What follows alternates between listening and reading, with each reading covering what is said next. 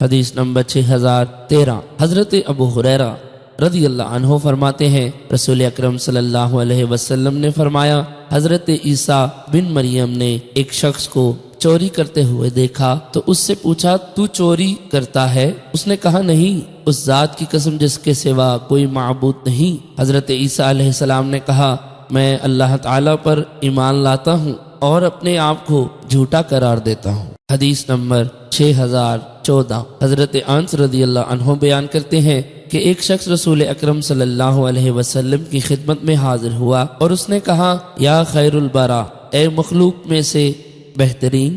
آپ نے فرمایا وہ تو حضرت ابراہیم علیہ السلام ہیں، یہ ان کا لقب ہے، ورنہ سب سے بہتر تو حضور صلی اللہ علیہ وسلم ہیں، یا عاجزی کے طور پر فرمایا۔ حدیث نمبر 6015 حضرت انس بن مالک رضی اللہ عنہ بیان کرتے ہیں کہ ایک شخص نے کہا یا رسول اللہ، اس کے بعد حسب سابق ہے۔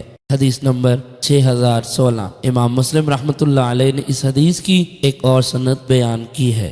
حدیث نمبر 6017 حضرت ابو ہریرہ رضی اللہ عنہ سے مروی ہے کہ رسول اکرم صلی اللہ علیہ وسلم نے فرمایا حضرت ابراہیم علیہ السلام نے 80 سال کی عمر میں قدوم مقام میں ختنہ کیا۔